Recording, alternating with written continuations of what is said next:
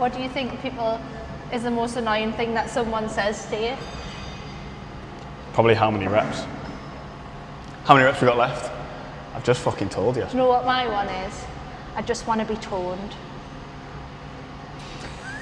Right, so this used to wind me up, but like now I understand because they're just talking in their terminology and what they know in terms of, they know what toned is and we know what toned is, but we've got to meet in the middle and be like, in our heads we're going, you don't actually mean toned. Because there's no such fucking thing. No. On the other hand, you're going, yeah, I get you. And then you're there thinking, right, well, we're going to fucking build muscle then, aren't we? Yeah. But then when you tell them they have to eat food to build muscle, they're like, I think it's when people see like the scale go up. Yeah. I wonder what that's like. When people see the scale go up and then they think, fucking hell, like this is so bad, or equating their worth to the weight, and it's that just relationship with gravity. But it's like, yeah, but your weight's gonna fluctuate. You know this stuff. Yeah. You know this stuff as a coach. You know this stuff as a client, but you just don't fucking put it in there. Oh, is this directed at me now? No, you are my most hated client. But yeah, like people, even in terms of toned and whatever, they don't want to see the weight scale go up because they think, right, I'm just getting heavier, I'm going to get bulkier. Even guys, so many guys actually cannot deal with the weight going up. See, I find that really interesting because obviously I mostly deal with girls. So for me, it's like, we know that girls don't like that. Like, it's very like common fact that women, they get on the scale and they're like, oh my God, it's gone up by 2 kilos, I'm fat. Like, that's just our thought process. But I think you don't think about like how men think about that. I had a conversation with someone the other day. I coach a married couple, and the guy was like saying about how his hips, how something about when men get older, they don't have hips anymore because they have such that, like, you know, that like beer belly. I mean, we definitely have hips. But yeah, the pelvis is a thing. No, but like they're hidden, like you don't feel like you feel like you're constantly pulling your trousers up because you've got this big belly and you can't wear your trousers underneath the belly. You have to wear it over the belly, which is why men used to have to wear braces and all this type of stuff. And he was like, I can just feel that your hips are coming back. And I was like, I never really thought about that from like a male perspective and what that's like. I think like you probably have got a point there. Some people, it depends on structure, really. Some people do have like wider hips, but yeah, most guys will store more body fat around the stomach. So if it's straight up, round, and then straight up, it's almost like a D. Yeah. Rather than like going a little bit wider. Yeah, I never thought that's why they wear the trousers. Yeah, they have to wear, that's why back when they wear braces, because they couldn't wear their trousers underneath the belly. Tummy. But if they wore it over the belly, they were constantly falling down. That's actually really very, very interesting. I don't know if I've started wearing my trousers high lately or anything like that. But I completely get about the tone thing. I think because I work with a few more females now than especially what I used to, so it's going back into my old way of thinking. Yeah. But then, not that I feel like I'm past it, because I definitely have it with you and with a few others as well. But it's like not getting so emotional with the scale weight. Yeah. And allowing it to be just the metrics that we're using to look over the week. All right, well, but then if I do a check-in on a Sunday, right, and then someone's like, oh, my weight's gone up. Right, well, you only checked your weight on Sunday. Yeah. And then you had a 6-inch pizza, you had a pizza the night before. I wish I'd had a pizza the night You had before. a Nando's and you still lost your head. But it is hard though, because even though you know that like there's so many different things that like play a part in that number on the scale, you still let it dictate your day, which is why we're now not weighing every day. Yeah.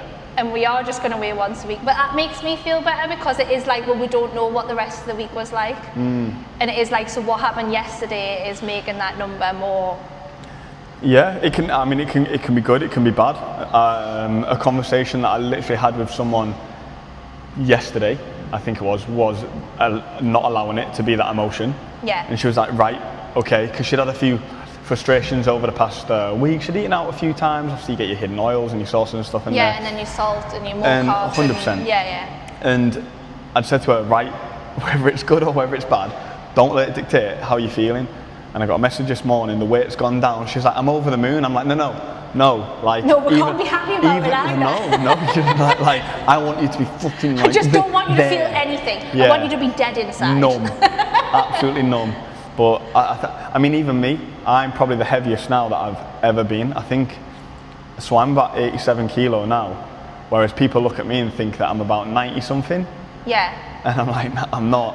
I remember I dieted down for Well, people think you're heavier than what you are. Yeah. Did they really? Probably because I'm like a short little hobbit that just grows outwards. So yeah, I get people think I'm lighter than what I am. When people find out I'm like 70 odd kilo, they're like, oh yeah? Yeah. But again, it's like, it's relative, isn't it? That like, everyone's different. Like, everyone carries that differently. Like, I've got some clients who are like in the 90s who don't look like they're in the 90s. And it's like, it's crazy. A lot of it's down to like muscle mass as well. Like I dieted down for jiu-jitsu competition like 3 years ago. And I got to 74 and it wasn't that hard, to be fair. Yeah. I was very lean, but I wasn't by any means like 5% body fat or anything like that. But I was lean. And I felt good, felt like my performance was there, which is what I wanted. Yeah. But people were like, what are you doing in the under 74 category? And I'm like, I'm 73.8. Like, yeah. I got weighed by the adjudicator, like it's deal or no deal. I got weighed by the independent adjudicator who fucking deals with everything. And they were like, I thought you were like 82, something like that. And it just shows differently because of the amount of muscle mass you have, which, you know, you've got like the Tanita monitors where you hold it out in front and it tells you your body fat. You've got the ones that are in the changing room over there where you stand on the scales. You've got in-bodies. Do you know what an in-body is? No. So in-body is like a scale and you put your hands on like these things, kind of like the monitors there. Yeah. And you'll stand still and it'll give you a reading. Now, oh, there's a guy in JD who's got one of these. He went into Leon's work the other week. I'm going to bleep his name. Do you know his name? The Irish PT. Yeah. He's got one of them really cool body reader things. So I think and he actually went into Leon's work, and I was like, first of all, why wasn't I invited into your work? I think I he's don't have got a cool like, body reader thing, but it's kind of like a DEXA scan. His is closer towards. I've had it imported from California. Yeah. I was like, how bougie is his that? is like quite top of the range, to be fair. Yeah. But these in-body monitors, right? Listen, they are like expensive. They're about £7. There's me little plastic fat calipers. So they're better. They're better. Do you think they're better? Not the plastic ones, the metal ones. But you got to recalibrate them. No, I said £7 there. £7,000. Yeah, not pound. Add a few zeros. Add 3 zeros. And I'll be honest, like the amount of readings that were so shit and so off, but because it was my job in my old place of work, that I almost had to like blag what the readings were for the person. Right. I'm like, oh well, this has happened because of this, and this has happened because of this. A guy came to me and he said he was 4% body fat, and I'm like, you are not 4% body fat. I'm telling you right now, you're at least 15. You ain't leaner than me. Yeah. At this point. Yeah. You have probably lost a lot. Like you've probably lost like 20% body fat, but you were 100% higher. And I think people get these numbers and then they just relay their entire worth on it. We had it with, I did it with one guy. I did it as a bit of an experiment where I was like, right, we're going to do it before the session. We're going to do it after the session. Yeah. Now, after the session, obviously more water on board. He's got a pump. His muscle said that he went up by 2 kilos worth of muscle. And I think that so many people, we're talking about this tone thing before, so many people underestimate what they can actually do. And this is in terms of lifts, especially when you're like an intermediate lifter.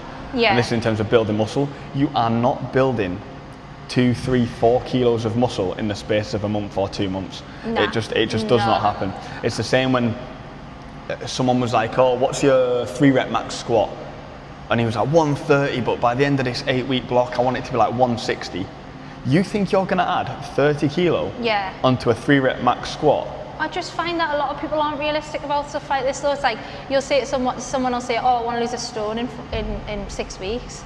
And I'm like, right, like, not impossible if you put yourself in the pits of hell to do it, but like it's just not realistic. Did you put a stone on in 6 weeks? Like likelihood is no. Like people who like are overweight have gained that over like such a long period of time, and then all of a sudden they just want it to come off like that. And it's the same in like terms of like lifting weight and like gaining muscle. People are like overnight they want to see that like immediate gratification, and it just doesn't exist. And then like you have to tell them that, and it's just not what they want to hear.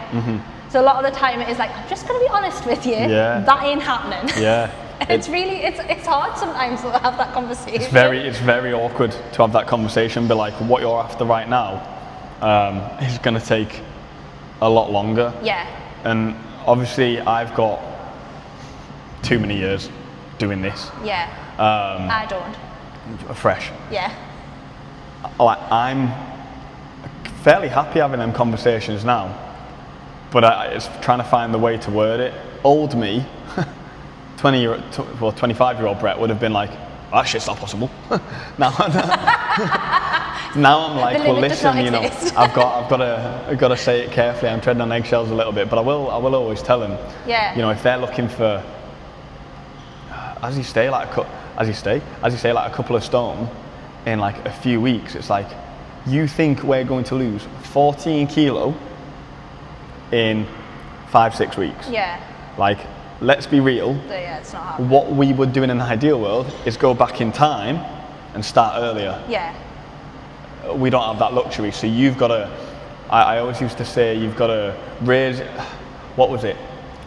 You've got to raise your standards or lower your expectations. But I get the same though with women. Is always like, well, I want to be so going back to the tone thing, I want to be toned, but I don't want to be bulky, like I don't want big arms. And I'm like, honey, I've been doing this 7 years, do I look like do I look like you? Do you know what I mean? It's the worst when someone says, I want big arms, but I don't want to be like super big. I want to be like you, and I'm just there like, do I not have big arms? Brilliant. I remember I had one client, this was going back years, she was a student in Newcastle, and she was Chinese, and I think with her Chinese personal trainers or whatever back in her home country, she was maybe a little bit more confrontational, maybe a little bit too honest. And she came up to me, and it was like the second or third session, she was like, you're very ugly. And I was like, all right. And I just said, like, I was like, well, I'm just happy that my image doesn't represent my training. Like you're still getting results. She was like, yeah. And I think maybe at the time I'd just started to like grow out the beard. I'd come back from Australia and it was just growing in. It wasn't as thick and glorious as it is now. And she was like, yes, you look homeless. And I was like, right. And I just remember, like in my head, I was like, I can't renew this client. Like we're just clashing too much. She's making all these comments. I'm going home and crying. No, I wasn't. And it got to the last session, and she threw an envelope of money at me, and she was like, "There's the next session sorted." And I was like, "Oh." I didn't know you wanted to continue, so I've got someone to fill your space. I'm really sorry, you're going to have to go to a different personal trainer.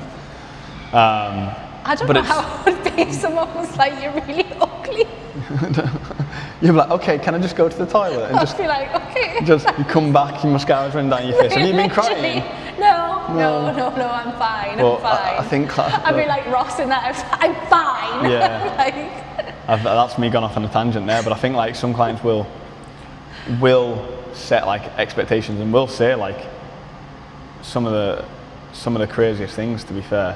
I think even as I was saying before, when someone said that I'd trained them and I'd never trained them, that was really strange. It must be cool though that people talk about you like that. Are you like a household name? I am a household name. If you move me further down the road, I'm probably a household name for the wrong reasons. But I think people see me on Facebook or Instagram. There's a guy came before me. I googled myself and I don't come up, but I googled you and it's like just pictures of your. Joey comes up as well. Though. Does he? Does he? Joey had a nice. Mark comes up. I know Mark comes up. We've seen him when he was younger.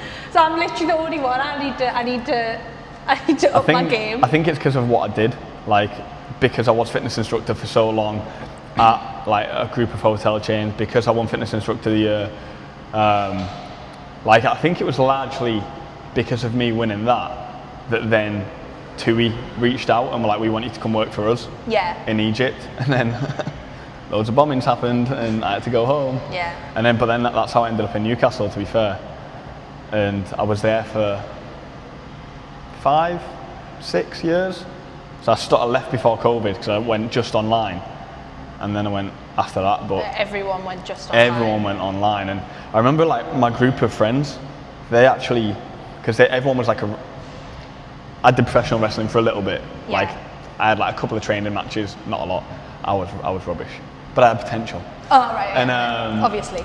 And like all my mates who were wrestlers, they jumped on board the coaching and got into the shape they wanted. And I had one guy, and oh man, I woke up the next morning and I had 7 voice notes off him from like. You love a voice note, you. From fucking not a long one. Don't even listen to mine. If it's over 2 minutes, it's not getting listened to. I have to say that to everyone. Makes all future voice notes 1 minute 59. Like, Thomas sent me one the other day and it was like 3 minutes, and I was like, bro, I haven't got time to listen to that. I haven't got time. I haven't got time to listen to that. Because then it's like going into my head. Anyway, he sent me 7 voice notes and I looked, and some of them were like 4 minutes long. And you know, you can see like on the thing where like someone's speaking and where it's silent, where there's like no noise. Yeah. So there was loads of like loads of bits where there was no noise. And so all these voice notes, 4 or 5 minutes long. And I listened to the first one and he was like, yeah, so best believe I'm putting that on 2 times speed. Even then, I messaged him. I was like, "Bro, tell me what you want to say over text, because I ain't listening to any of them." Yeah. But I think that's how you've got to learn to communicate. I became such a better communicator. Well, I mean, I was a manager for 12 years, so I don't think I have any problem communicating. Did you sack anyone? Oh yeah, loads. Did you? Look, what? Loads. I was there loads. 12 years. Of course I sacked them. Why did you sack them? What was the worst? Different reasons. What was the worst reason? What do you mean, like, what was the worst reason? As in, what was the worst thing that somebody done? Or what was the like worst thing that somebody did that HR from that particular chain won't come after you for telling it on camera? Won't come after you for. Disclaimer. Don't let them mention anywhere that I work. Particular chain. I've had people stealing stuff from everywhere. Yeah.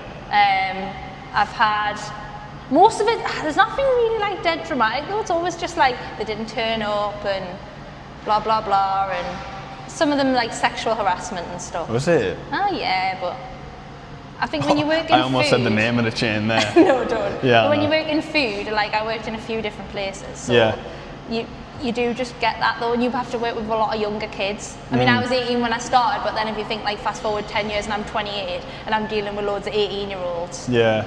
Like, that's just, And you've got to be careful, because they are all snowflakes now. Yeah. You've got to be careful what you say to everyone.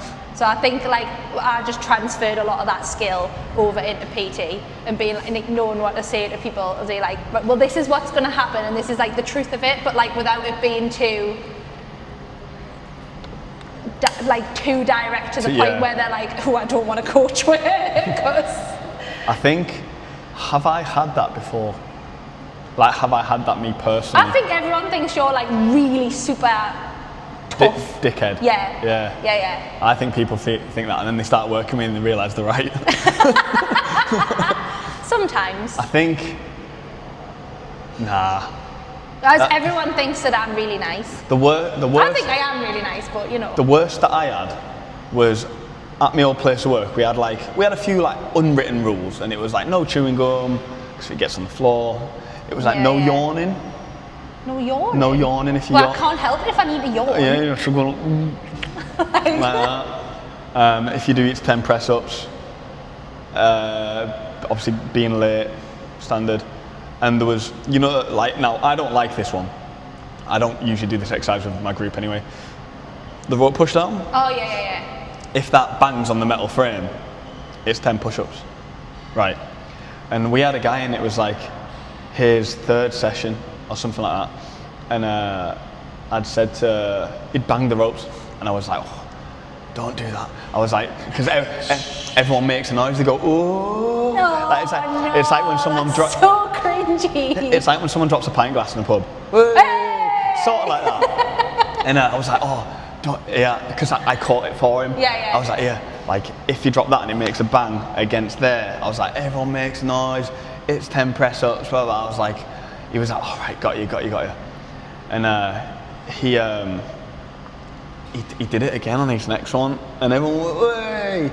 And I was like, you kind of got to set the standard, because like if you let one person off of it, then you've got to do everyone else looks. That's the same. It's the same though. It's the same in food. Like if I let one 18-year-old be late or phone in sick after a night out, I have to let them all do it. You can't do it that way. So I was like, you got 10 press ups, bro.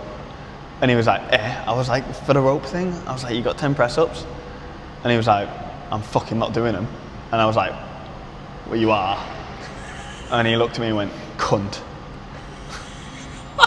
And then walked to the back and started putting his shoes on, walked out.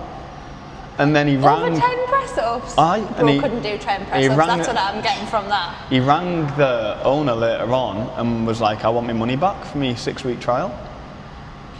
And he was like, I mean, I don't get on with the owner, but at the time, he was like, Brett, like, what have you done?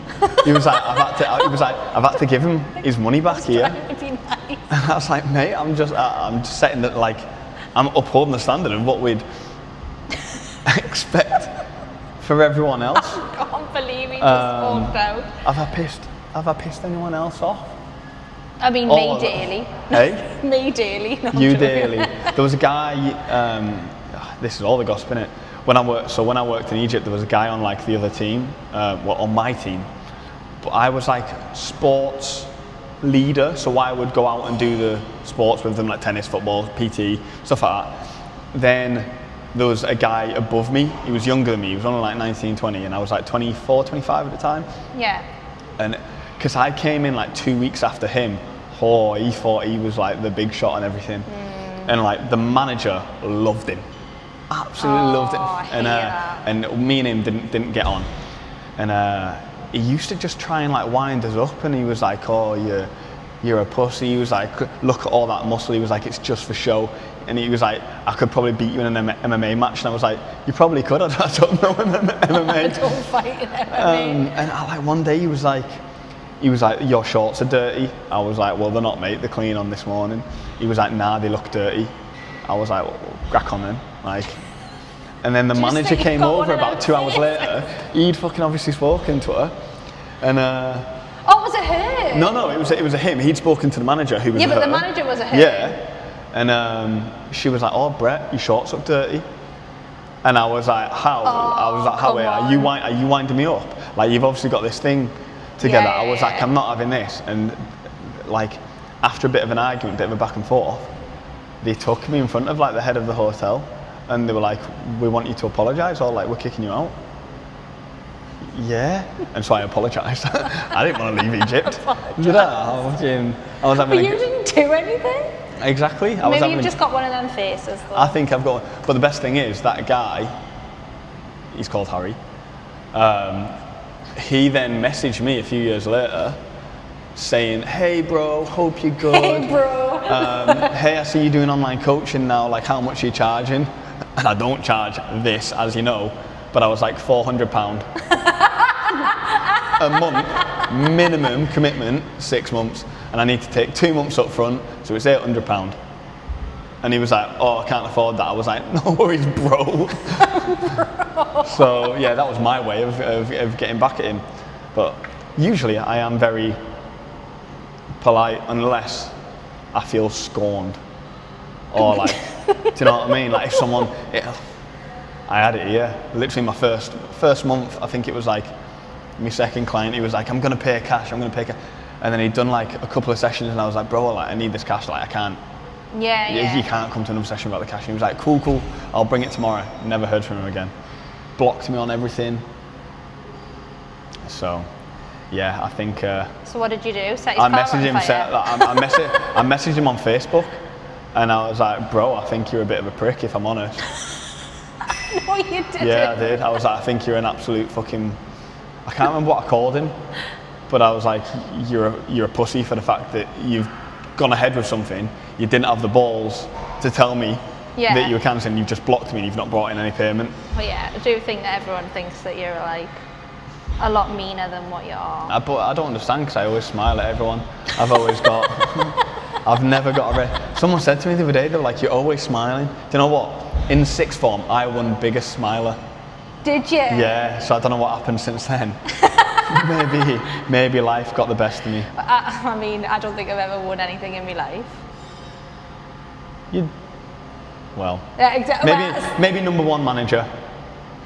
No, because everyone hated us. Yeah, there we go, because you were sacking them all. Well, because they wouldn't follow the rules. These are the rules, you follow them, you don't get in trouble. That's how it works, right? So I used to have to be the bitch who used to have to tell everyone, like, no, you've been late, no, you did this wrong, no, you didn't follow the procedure, no, you didn't have the right uniform on, and all used to hate us. Oh, see, I couldn't do that. I used to manage at a leisure centre, and we had this guy who was above, but they didn't really know what they were doing. They were like, right, I want you to enforce it. And I was 24 years old at the time, I wasn't really an enforcer sort of thing. Like, my way of leading was like, I'll do it with you. So, right, okay. do you know what I mean? Rather Everything's than like, a two-person job. Everything. Let's carry this pen.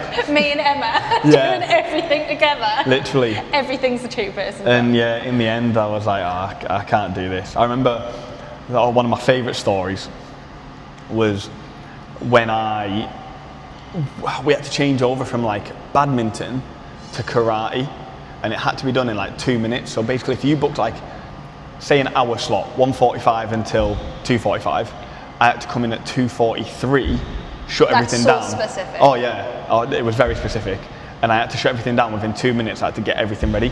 Yeah. And so I went down, these two guys playing badminton, and I was like, okay guys, we're starting to set up for karate if you want to play your last couple of shots.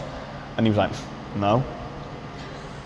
I was like... This is what I'm saying about you having that type of face. I think if I'd gone down there and gone, hey guys, is everyone ready to just start packing up? Do you want to give us a hand? They'd be like, yeah, no problem. Yeah, no problem. I was like, didn't play your last shots? He was like, no.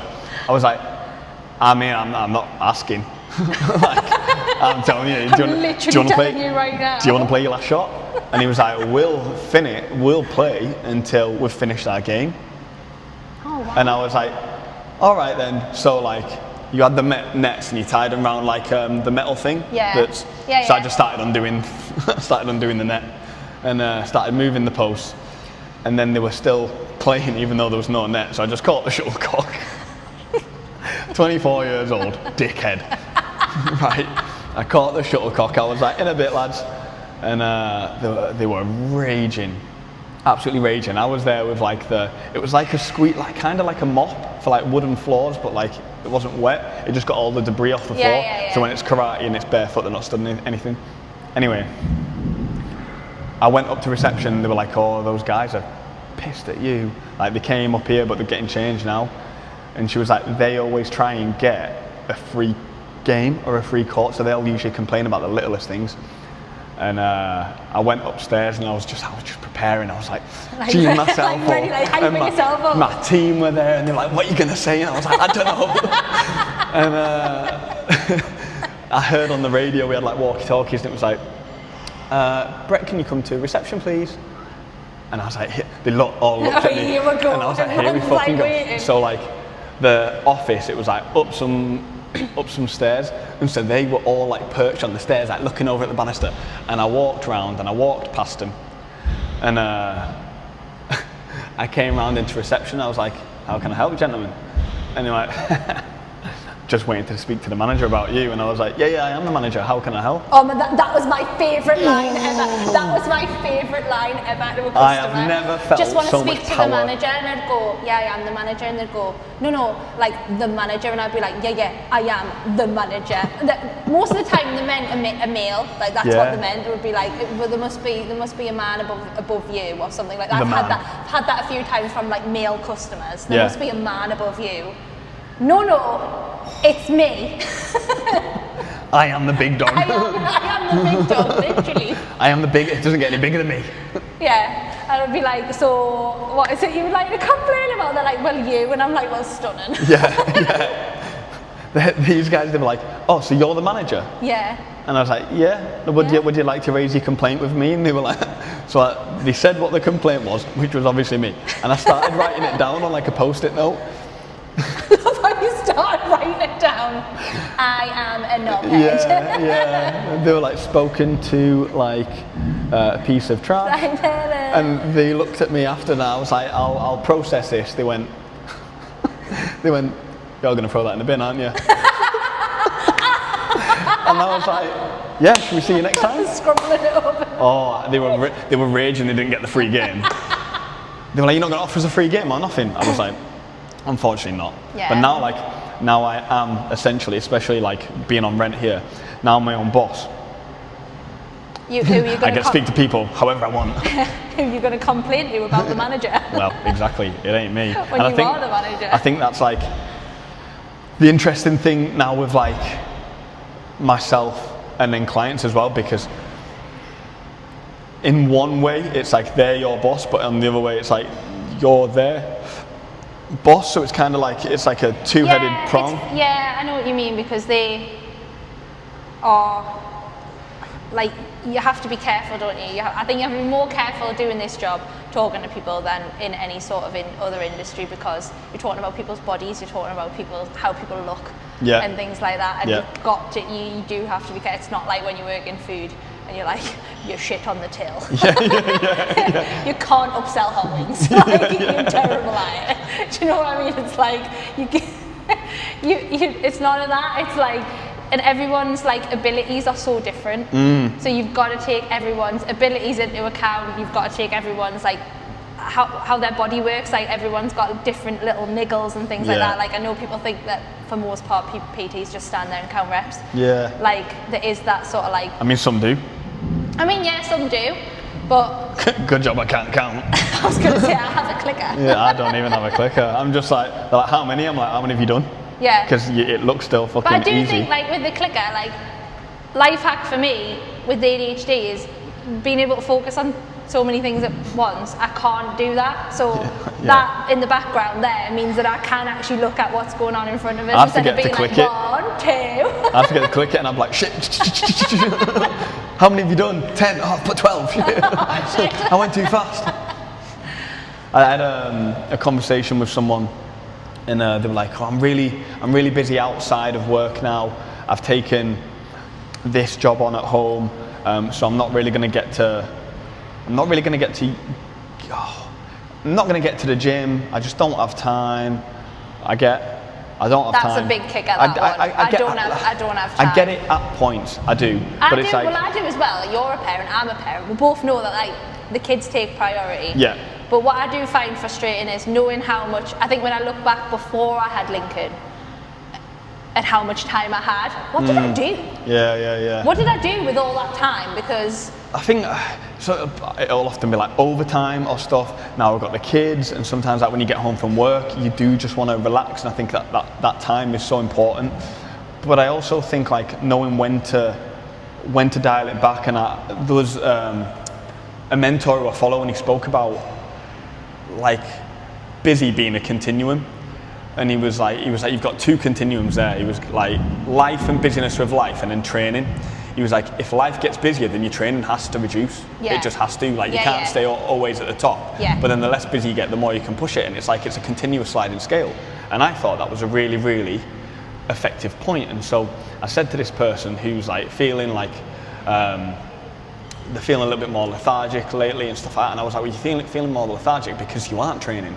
As well, I was like, I don't need 4 sessions off you. Yeah. I was like, 2 and a home workout or something like that. Or 3 that are 30, 40 minutes long, but then you've got to make the sets and the reps count rather than just going and doing 3 sets of 10 and it being absolutely sound. Yeah. But it's like, well, no, because of X, Y, Z. And he said, I just feel like I need to cancel because you're not gonna get the results you want with me at the moment. I'm like, why does everyone think that we want what we want out of them? Because I get this a lot, is I'm letting you down as a client, I'm not a very good client. I don't know if men are the same, but I get a lot of this from women, is I feel like I'm letting you down as a client and you're not getting out of me what you want. And I'm like, what do you mean what I want? I want you to be happy. I want you to feel good about yourself, and I want you to hit your goals. That's what I want. So if that right now means that we need to pull that back, like I've got girls who only do like 2 sessions a week, and because that's what suits them. That's what. But do you think with that people feel like, well, I'm paying a coach, I'm only paying them for 2 sessions a week, I could go in and do two sessions? Like in my head, that's what I'm thinking that people might think. But then when this person is saying you're not going to get the results that you want, I said, and I probably said this in a nicer way, which is unlike me, I was like, I couldn't give a fuck. Yeah. I genuinely couldn't give a fuck. You're paying me for you to get the results, and I'm guiding you towards that. Yeah. You haven't come to me so I can bolster my portfolio of fantastic results. Yeah. I would love for you to be in the position that you want to be in, but that's up to you, bro. Yeah. And if you don't want to go ahead with it, if you're thinking, life's a bit busier, well, guess fucking what? If you've dropped 7 kilos with me and you're stopping now, you're going to put that 7 kilo back on and more. Then you're going to come back frustrated, even more tired, and you're going to be like, I wish I didn't stop. And then it's, I told you. And then we're back to square one. And then we're back to square one, and then it's trying to get off another 7 kilo. To then get off another 7 kilo to get them back to where they were when they finished with me because they were too busy. Because that's the other thing as well, is like life is going to happen and life is going to get in the way, but it's how you deal with that. If you sack everything off, because there's a difference between like knowing when to dial back and just being lazy. So that I'm not saying you're not busy. Yeah, I'm never going to say that because I don't live your life. No. So what might feel busy to you is not busy to me. But I'm a very busy person. Yeah. So what is busy for me is like extremely busy for somebody else, right? So it's like people look at my day and people come up to me all the time and say, oh my God, like you're so busy, like how do you do? And I'm just like, I like to be back to back to back. It just, my day works in 1 hour blocks, and that is just how I see my day. Like that just helps me. Like I've got ADHD, I have to manage my day in a certain way, what works for me. Otherwise, I will just bed rot. I'll just lie in bed, and then it's a vicious cycle. Yeah. So, and like I come across other women who are like diagnosed or even undiagnosed ADHD at my age, and are like, yeah, but it's just so hard to get out. I'm like, I know it's hard, but like what's going to make you feel better is that like lying in bed all day, and it's just, and it, you know, you can't use it as an excuse. So it's like knowing when. Right, okay, we're actually busy. And this is why this helps me so much to have you, is knowing when you can look at my life and be like, right, you actually need to chill the fuck out, or like, because otherwise to me I feel lazy. So I think it's a different, by not doing what's been asked. But then on that basis of what we've said there, you could turn around and be like, listen, like I'm not able to get what you've set me as a program, I'm not able to get the entirety of that now. So listen, here's my notice. I'm just going to jack it in. I'm just going to. Yeah, but then what? Then where's that going to put us? Then what? Yeah. It's just that we spoke about them sliding scales before. It's just going to put you down like the wrong side of the scale where you're just going to get miserable. I'm always of the opinion that something is better than nothing. So like if you can only do 2 sessions, you can only do 2 sessions this week, but then next week you might be able to do 4. But it's knowing within yourself, like, oh, next week I can actually do 4 and I'm going to come and do 4, not just, and be realistic about it, because I think not a lot of people are realistic about what they set themselves to do. So I have girls who go on holiday, right, and they'll be like, when I go away and I'm going to get my steps in, and I'm going to, are you though? Are you? Yeah. Like, please be honest with yourself, because all you're going to do there is create a massive amount of guilt for when you get home and you haven't done them things, and you've got to come back and tell me that you haven't done them. So just be realistic about what you're going to set yourself out to do. Holidays is such a funny one, because I was actually going to record a video about this in the last couple of days. Was it 11 minutes long? It probably was 11 minutes long. No, I think this one was an Instagram one. And like when people go away, they tend not to do all the stuff that they would have done at home, which is fine. Yeah, it's fine. You're on holiday, right? Like they'll eat out, more sodium, more oils. Yes. They will sunbathe, so less steps. They will drink a lot, more dehydration, more water retention. Then they'll fly home. There's water retention from the flight, and everything there. So the weight will increase. And they don't exercise as a general rule. So I've got a client, lovely guy, and he won't mind me speaking about this either, where he's had a few holidays. He's probably had about 3 or 4 over the last couple of months, and every time he comes back from his holiday, and his weight goes up, and he's like, I'm just frustrated. And I'm like, but I've told you time and time again, you know exactly why this has happened. Yeah. Get out, like water weight as well. Get out of your own head. Get out of this slump that you're in, because as soon as it might take a couple of weeks to come down. Yeah. But that's fine, because time's going to pass anyway. Yeah.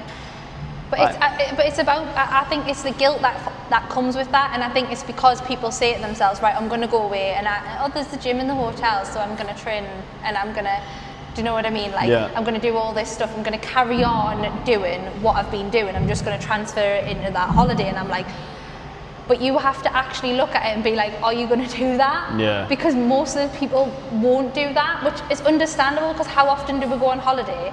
Yeah. Like when you're in Florida, are you going to go to the gym? No.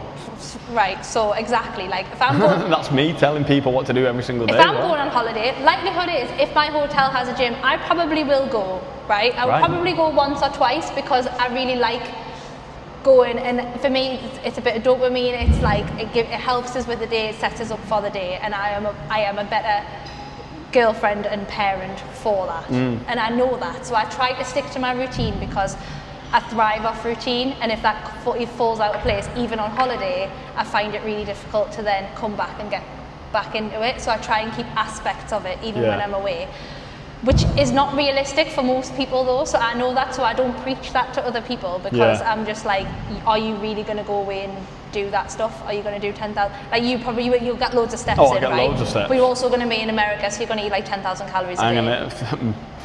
That's for breakfast. More. Yeah, that's just for breakfast.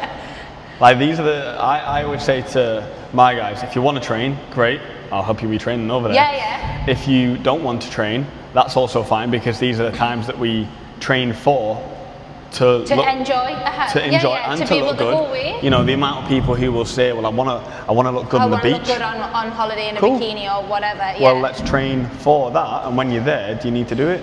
No. But it's also then. But don't tell yourself you're going to do it. Yeah. If you're not actually going to do it, because then that's when you come back and you go, well, I know I said I was going to do it. Even with training on holiday. And it's really hard, because then all you're doing is creating guilt and like almost that like awful feeling around something that was supposed to be enjoyable. Yeah, and that's the thing with doing it on holiday.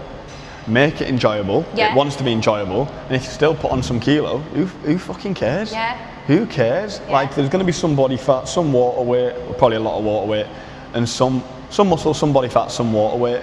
So sound, like, let's use it to fuel some PBs when you get back. Yeah. Let's go into a mini cut, and then let's figure out where we need to go from there. Yeah. I think it can often get too deep because of what we said at the beginning, with people's like interpretation of their weight being their worth. Yeah.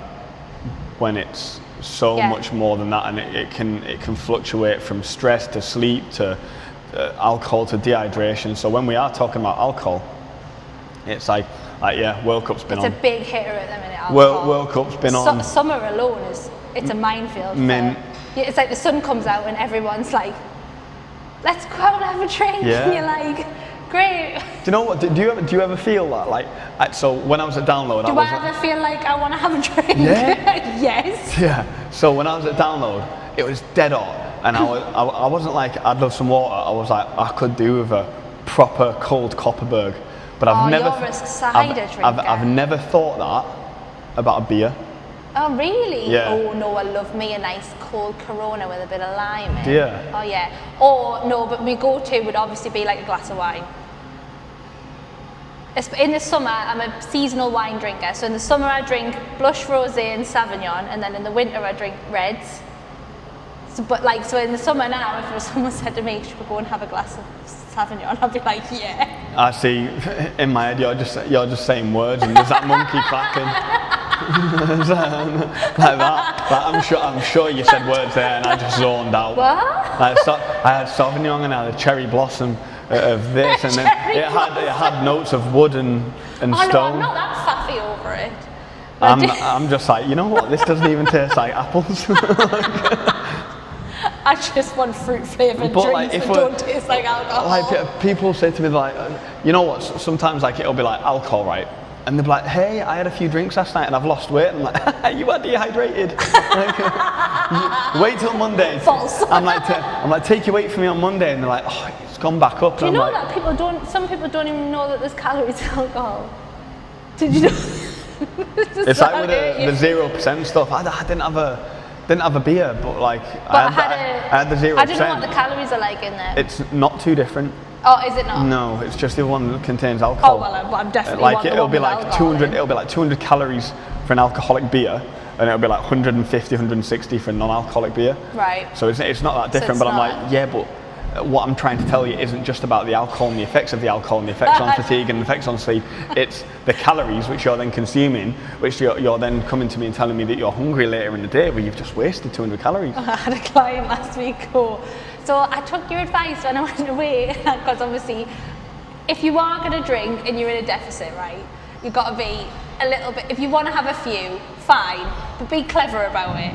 That we're not drinking cocktails. We're going to drink spirits and sugar-free mixers, and we're going to have water in between, right? Because we're dieting and it's a short, all of that. So I said to her, well, why don't you try having like, what spirit do you like? She goes, vodka. I says, right, vodka and like Diet Coke, and you can have like 4 of them, and it's going to be like, what, 200 calories? Like 50 calories for a shot, right? About 70. Right, so yeah, there and not far thereabouts. off. Not too far off. Instead of like 200 calories for one cocktail. Yeah. Oh, right, yeah, great. Minimum. She come back, she was like, I drank the whole bottle of vodka. Oh, I was like, no. no. I was like, you might as well have just had the cocktails at this point. Like, I was like, that's not really what I was getting at. But people don't realise, I think with cocktails especially, people don't realise how many calories are in them. You said 200 there, I'm like, yeah, minimum. well, like, and that's probably like a, because like a spritz. What, if you're getting something like, let's if say you're getting like an espresso martini, you're looking at easy 300. Well, let's say zombie, right? Oh, so a strong obviously one. going to be. So you've usually got like, what, 3 shots of some sort of alcohol in there. Oh, easy. Let's say like minimums, so you've usually got like your rums, which are around 80 or 90. But let's say 70, so you've got 70, 140, 210. And then you've got your juice on top of that, which will probably be about 200-300 calories. And then you've usually got like another sort of like liquor that it's mixed with. Yeah. So you've probably got for like, a zombie, because it's like really alcoholic. Like 500-600 calories. Oh, easy. So then if I'm like, right. And they're so easy to drink as well. If I'm like, Amy, you're on 1700 calories and you've had 3 zombies, you are over your calorie intake for the day by having 3, and you've probably already eaten breakfast, lunch, and had a snack as well. So buzz balls are the better alternative, is what we're saying. Are they? Well, they're only about 200 and... Never had one, but I know that they're like 22% or something like that. They're not, they're like 18%. 14%. Is it? Yeah. I know, I've got 3 in my fridge. I had like a small Marks and Spencer's can of like a porn star martini on Saturday, and it was like 14%, and I was drinking it, and I was like, this is really strong, this. And Jodie was like, do you want to finish it? I was like, no. Not really. Oh, I'm stuck. But they are about 200 calories, I think, each. So that's like a better alternative to a zombie. But people just don't realise. I love espresso martini. I like an espresso martini, but it has to be before 4 o'clock. I love a mulled wine at Christmas. Mulled wine is the number one. There's quite a lot of calories in mulled wine. Yeah, but at Christmas, like, so I do it like, I think I treat a lot of my clients how I'd like to be treated myself. And I think that's giving a little bit of leeway where leeway is due, being hard on them and telling them the truth in certain aspects. Because I've had coaches, but I've had a really good coach. I've also had a couple of really shit coaches. Yeah. Same. And the one who trying to do the maths there, which one's which? I think I appreciated it more when I used to be called out in a good way. Like if I had a Domino's and he was like, Brett, I know what you're doing in terms of, you're hungry, you're in a dieting phase, I get it. Yes, you have lost weight, but you've fucking gained weight here. How did you sleep? Yeah, it was actually pretty shit that night or whatever, and all this. And I'm like, right. The whole sleep thing. I understand it, whereas I've told this story before when I was like recording a video for someone, and it was like RDLs, and he was like, go deeper, you pussy. And I was like, wow. Yeah, see that? You not seen me talk about that? Yeah, he was like, go deeper, you pussy. He was like, that shit. He was like, and go heavier. and so I did, and my back, and you fucked my your back back. went. Yeah, that was yeah, me 30th birthday, and he was, again, like when I talk about like online coaching, I think if you charge anything, like I'm not even charging this, but I think if you're charging over 200 quid for online coaching on its own, you're taking someone's pants down. Yeah, 100%. I agree. Whereas I agree. I paid £300 per month. Did you? I did 3 months, and I was like, I don't see the value here. That's crazy. But that's the state of the industry, and the thing is, you don't need to be qualified to be an online coach. See, this annoys me a bit. You don't. You just need to have done a transformation. But I mean, even then, Apparently. like, it annoys us a bit that like we only, like our level 2, level 3 is very like, it's not very in deal. It's not. The thing is.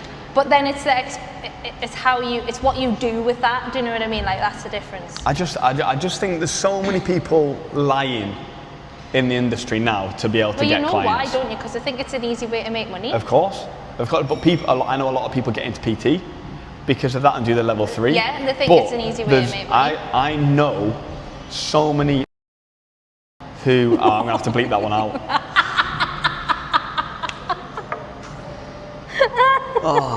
I know so many fucking idiots who have qualified. I don't think that was much better. Oh, it's fine, that one. Oh, yikes. Who qualified to become PTs. This story, one of my, where was this? I used to work there in Newcastle, and they'd hired someone, and she was like, Brett, what is a lat pull down? And I was like, that machine over there? She was like, yeah, how do you use it? What does it work? And I was like, you're a PT? And she was like, I know. Oh, she was a PT? PT, yeah. And I was like, all right. So I went over, I was like, it depends on the handle. You can go here, you can go there, work from upper back, blah, blah. And she was like, all right, thanks. I kid you not, half an hour later, she had a session and she was taking the client through it. And I was like, you don't even fucking know what it is. But these are the sort of people which are getting jobs, can be, and then on the other hand, you do have some online coaches who aren't qualified who are fucking brilliant. Yeah. But doing a transformation or having a history of training in a gym does not make you appropriate to be an online coach. Or a coach in general. I think and a lot of people's goal at the minute as well is to be fully online. Yeah. Whereas I think being a good in-person PT is a dying breed now. So do I. Because look at it, like everyone wants to be online, so they think that coming in here and PTing in person is the first step, and that's like the baby step, and then they can just overtake it and go online.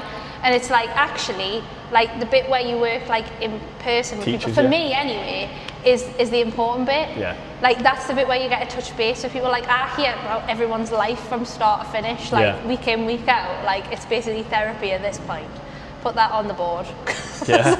Therapist. It literally is. But like it is, but I think like also it is becoming like a dying breed because everybody wants to be online because they want to be able to sit at home.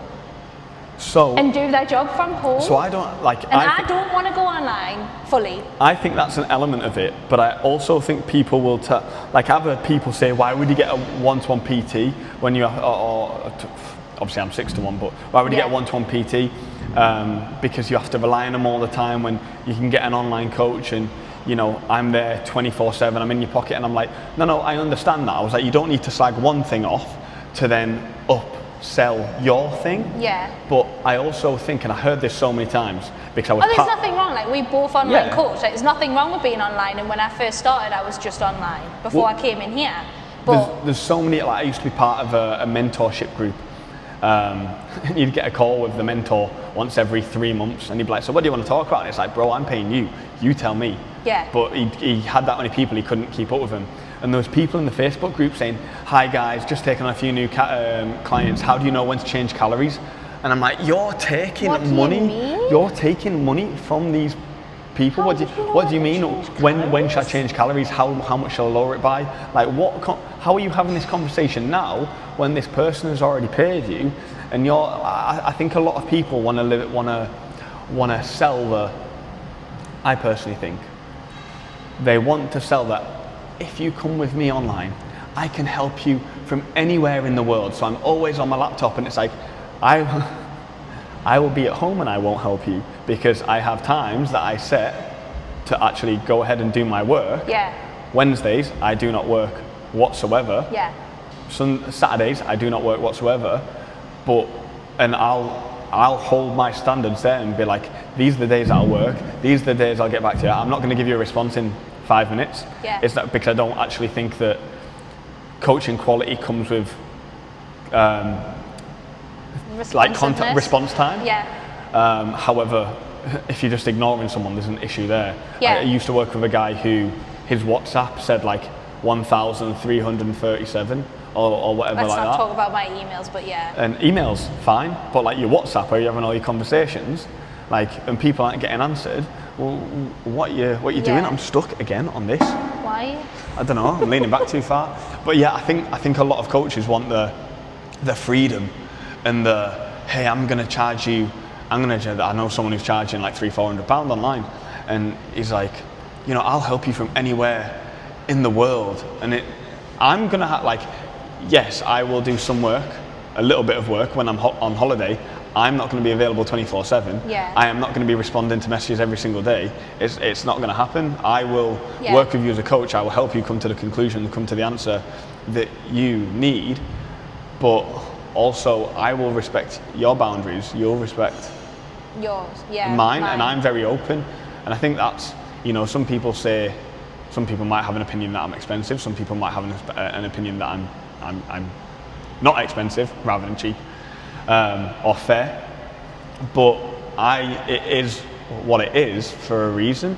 Like, I'll give you good quality service, but there's also times where I'm at Wembley at my Chemical Romance gig and I ain't fucking replying to you. Yeah, we've got lives as well. Yeah. Do you know what I mean? And it's like... And you know, there's times where I will be on a call and I'm like, I'm really sorry, Nirvana's running round, we've got Miss Rachel in the background. If she starts crying, just give us a moment and I'll bring you back. That's real, and I think that's what makes, because people say to me like, why, like, I've only been doing this a year, why are you so busy, why are you so popular? I'm fucked if I know. Yeah. Probably just because I actually live a real life person life and I'm not in Dubai somewhere, like, do you know what I mean? Like, living this influencer type lifestyle, like, I'm at home with my son. And yeah, you will get voice notes where he's in the background going, "Mommy." Yeah, do you know what I mean? Like, he's 4, so what am I going to do? But you'll still get a response off us, but you just might have Lincoln singing in the background. You said it to me the other day. I was like, I can't hear him, but I wish I did hear him. Do you know what I mean? Like literally. I think Kid never shuts up. I think people appreciate that more, and the authenticity side of it, and I think that's why I'm busy. I think that's why you're busy. Like, we have a presence on the gym floor. We have a presence like online as well. But we've got real lives. Like, we've got kids. We document it as well. And we show everyone like that day to day. It's like, this is what my day actually looks like, because I have all of this normal person stuff like emptying the dishwasher and things like that to do. Yeah. Do you know what I mean? Like, I am actually just a normal person. When you said to me the other day, you were like, oh, does Jodie have a go at you for emptying the dishwasher? I was like, I am the dishwasher. I don't have one, I am the dishwasher. You don't have a dishwasher. And what is it? There is a business mentor who says, like, document your life, talk about your life. The more people see the real you, the more they'll understand you and bite into you and want to work with you as a person, because they understand that you're living probably a similar life to them. But I saw there was an influencer, and he's a dad, and I've looked at his account a few times. I'm like, oh, do I maybe sort of use that style of video? But he's doing like he always does his morning routine. Always posts about his morning routine. People would be very interested to see your morning routine. Yeah, but like, people also want to know what you eat in a day. No, they don't. Yes, they do. Go on my Uber Eats. Yes, they do. I think, and like, he's like, get 3:55, get up. In the morning? Yeah, and he's like 4:05, go and check on the kids. He's like walking in the room and he's like moving them around. I'm like, what are you doing moving the sleeping baby? Like, you can wait, like, don't touch it. Like, I'm just like watching it, and then like he's like dancing, and I don't get it. Whereas you get me up, I'm walking the dog, like, I'm having me oats, I'm going upstairs brushing my teeth, I'm coming in, Dan's helping me set up, and but that that is it though. And I think the other thing is as well is like we both, not to blow our own trumpets, we both look quite good. Like we both look quite fit and healthy. But we also have this like real life, and that is what people care about. That is like, people are like, how do you look like that and you do all this stuff and you've got a 4-year-old? And like loads of people don't know that I've got a son, because they look and they go, you've got a child. Yeah. And I'm like, yeah, like, do you know what I mean? Well, and that's not me like saying, oh, I look amazing or whatever, because both know that I'm the first one to say that I don't.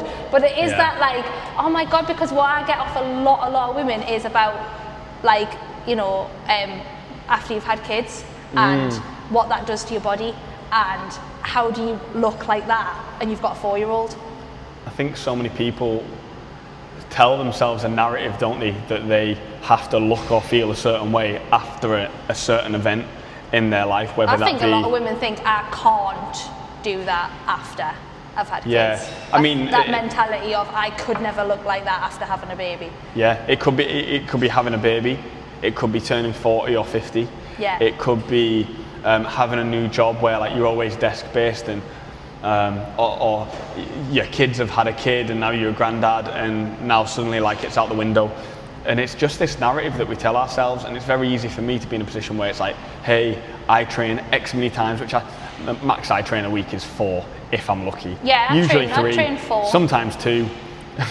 Yeah, if it's you've got to, but yeah, if the kids are like it's that scale again, if the kids are unwell, if something happens, I just moved house, like you know, but it also throws everything up. It's not necessarily getting someone into photo shoot shape either. No, it's getting someone into a position where they feel healthy, they feel they can move well, and that they're happy with their body image, and then the habits that they've got around that, because it's the habits which is going to create their lifestyle, which is what they're going to live with with their kids, with their grandkids, with their partner, or whatever it may be. Yeah, I think a lot of it is like, what is your like why? Do you know what I mean? Like, what's your why? Because my why when I first started was I was overweight and I didn't like the way that I looked, and it was obviously always very like aesthetically based. And like, don't get us wrong, I know I just did a photo shoot, very aesthetically based, but like now, like even throughout that, like the long term is always to be fitter, to be stronger, to be able to run round after Lincoln, to be able to pick him up and throw him over my shoulder when he's been a little shit, and carry him around the shop. That's not gentle parenting. I never preached that I'm a gentle parent. I just. I think. Yeah, and like being able to be, like osteoporosis runs in my family, right? I'll probably never have that now. Yeah. Because I weight train. Yeah. So the why changes, I think, like as you get older. It has to, or else like you get stuck in that same mindset of even with the weight and the stuff that we spoke about before. But I think it's trying to internally get to that place. Yeah. Like if we're talking my why initially was because I was so skinny. My mum used to say there was more meat on a butcher's pencil, and must have been the opposite, because I was always I was always overweight as a kid. Yeah, and now it's like I'd really love to run when I get this off, but like I want to feel healthy, I want to feel good. Amelia asked me a few weeks ago if I could go on a run, and I was really busy that night, and I was like no, but now I'm like, fucking hell, I wish I'd gone on that. Maybe if I'd gone on more runs, I wouldn't be in this position. But then I don't want to have that as Amelia continues to get older and she does want to do something, or Nirvana as well, where you have to say, I can't do that. I can't do it. Yeah, I don't want to be able to say that either. So I think we're on a similar level. Yeah. As parents now. But that's why we keep building to the next one, isn't it? Yeah. I think this was a pretty cool conversation. I'm not having any more kids though. I'm not asking you to. Good, because I'm not. Leon might. What? He's not.